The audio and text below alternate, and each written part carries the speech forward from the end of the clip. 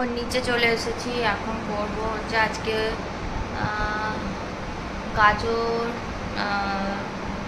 Chicken কিমা, ডিম সব কিছু দিয়ে একটা চাউমিন বানাবো। আর ব্লিঙ্কিট থেকে আমি চিকেন শিক কাবাব বানিয়েছি, ওগুলোকে ফ্রাই করব, করে তারপরে উপরে যাব। কালকে আবার মেয়েটা স্কুল আছে স্যাটারডে, কারণ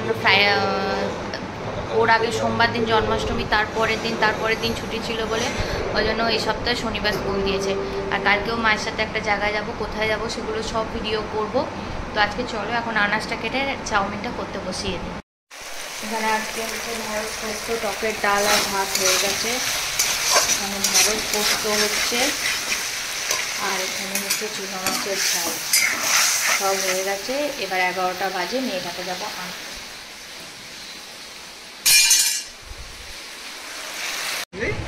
কত ডিম দেখ, কত ডিম।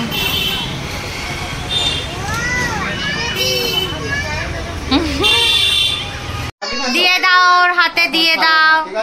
চুষিটা রেখে দাও তাহলে। একটু পরে একটুখানি খুলে দেবো, ওটা 3 ডেজ ধরে খাবে, ঠিক আছে? আজকে একটু, তাহলেই হয়েছে। একটু, আর সানডে, ঠিক আছে? তাহলে আমি কিন্তু আর দেব না। ও ছেড়ে দাও, আজকেই খেয়ে নেবে। আজ রাত্রির আমাদের হচ্ছে মিক্স চাউ এখানে ফুটছে। এখানে মিক্সড চিকেন এসে গেছে, এখানে অল ভেজিস সব রেডি। স্পেশাল হবে, তাই তো? স্পেশাল।